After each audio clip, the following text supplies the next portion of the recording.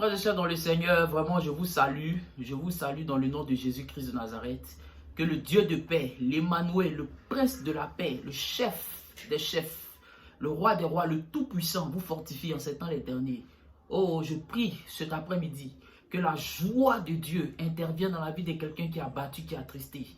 Que le sang de Jésus-Christ de Nazareth apporte le réconfort, apporte la joie, apporte la vie à quelqu'un au nom de Jésus-Christ de Nazareth. Amen, amen, amen, amen, amen, amen. Alors, c'est votre humble serviteur, le frère Constant. Toujours le plaisir pour moi de partager la parole du Seigneur avec vous. Aujourd'hui, le Seigneur m'a mis à cœur de partager un sujet avec vous. Je voulais parler un peu de la joie du Seigneur, la joie du Seigneur. Vraiment, en ces temps les derniers, il faut que, en tant qu'enfant de Dieu, vous manifestez la joie. Il y a des événements, le dit la Bible, il y a des événements de troubles. Il y a des événements vraiment très désastreux qui vont s'accomplir sur cette terre. Les gens ne vous diront pas cela. Les gens vous diront que les choses vont s'améliorer. Mais nous qui méditons un peu la parole de Dieu, nous savons que les choses vont aller de mal en pire jusqu'à ce que le Seigneur revienne. Alors pour cela, tu as besoin d'une âme très puissante qui peut vaincre l'ennemi. C'est la joie. La joie. Le Seigneur dit dans sa parole, dans le livre d'Ecclésiaste 2, 24, je lis la parole du Seigneur. Il n'y a de bonheur pour l'homme qu'à manger et à boire, et à faire jouir son âme du bien-être au milieu de son travail. Mais j'ai vu que cela aussi vient de la main de Dieu. C'est le roi Salomon qui parlait. Le roi Salomon qui était le fils du roi David. Le roi Salomon, de son temps, qui avait fait poser un acte envers l'Éternel Dieu. Et l'Éternel Dieu lui a donné l'intelligence, la sagesse. Il lui a donné tout ce qu'un homme peut avoir de bon sur cette terre. Et Salomon, de son début, de sa royauté, était un homme bien. Il faisait ce que l'Éternel lui disait. Il adorait le Seigneur. Il jugeait le peuple d'Israël conformément au commandement du Seigneur. Mais Salomon, dans la fin de sa vie, Salomon va prendre une autre tournure. Il va prendre d'autres femmes. C'est-à-dire que ces femmes-là vont l'amener à adorer d'autres dieux qui ne sont pas le Dieu d'Israël. Alors Salomon va tomber dans la déchéance. Et fort de reconnaître que, comme le Seigneur a dit dans sa parole, le juste va tomber 7 fois, il va se relever 7 fois.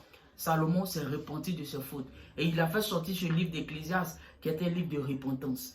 La Bible dit, bien aimé, qu'il n'y a de bonheur pour l'homme qu'à manger et à boire. Et à faire jouir son âme du bien-être au milieu de son travail. Le seul bonheur pour toi, en tant qu'homme sur cette terre, en tant qu'enfant de Dieu, c'est de manger, de boire et à faire jouir ton âme du bien-être au milieu de ton travail. C'est ça qui est notre partage sur la terre. C'est ce qui est pour toi, bien-aimés frères et sœurs.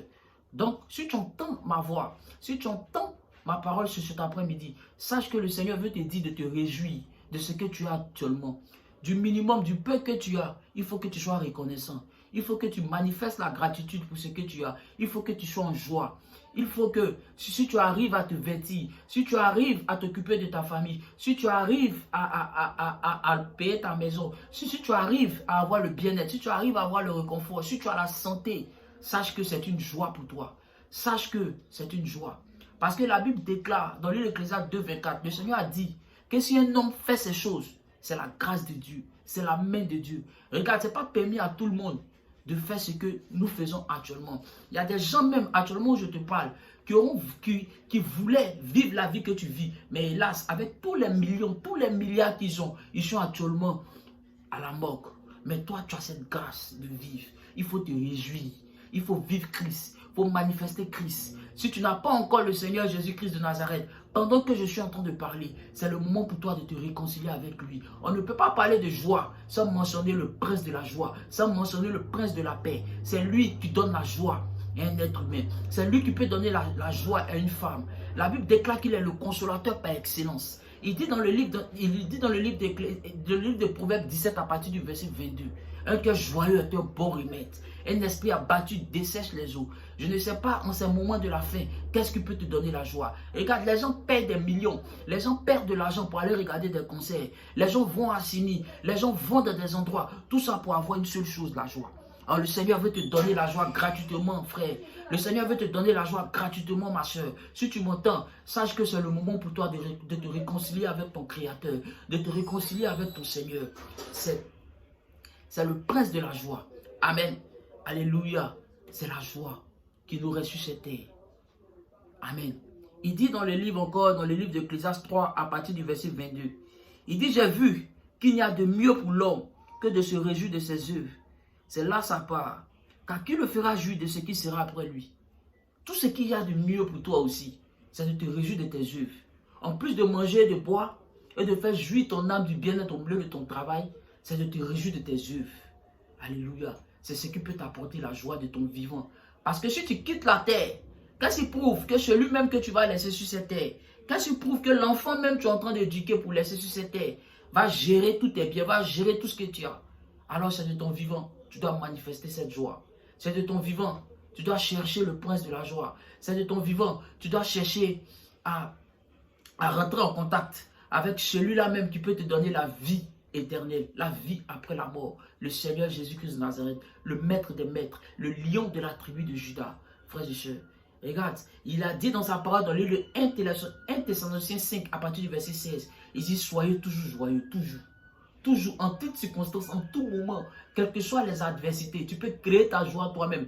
Regarde, tu ne dois pas attendre des événements, tu ne dois pas attendre des choses autour de toi pour être dans la joie. Tu dois manifester cette joie à cause de cette promesse, à cause de ce que Dieu a dit. Tu dois manifester cette joie, frères et sœurs. Manifeste cette joie et tu vas avoir la victoire sur tout ce que l'ennemi va présenter devant toi. La joie est une âme puissante, forte. À chaque fois que j'ai manifesté cette joie, à chaque fois que j'étais dans les moments douloureux, que j'ai manifesté la joie en moi, j'ai vu que la solution est venue. J'ai vu qu'il y a eu gain de cause. Frères et sœurs, c'est une âme très puissante, la joie. Un esprit abattu dessèche les eaux. Un cœur joyeux est un bon remède. C'est un très bon remède, un cœur joyeux. Je vous exhorte à manifester la joie dans ces temps les derniers. Manifestez la joie, frères et sœurs. Manifestez la joie. Et il n'y a rien de plus beau que d'avoir la joie du Seigneur dans le cœur. Regarde, il dit, ton seul bonheur en tant qu'être humain, en tant que vivant sur cette terre, c'est de manger et de boire, et de regarder tes œuvres, et d'être toujours dans la joie. C'est le Seigneur qui t'offre, et c'est une grâce. C'est la main de Dieu qui fait que tu peux manifester tout cela. Alors sois en joie, sois en joie, que la joie soit ton quotidien. Je te salue dans le nom puissant suprême de Jésus-Christ. Amen, amen, amen.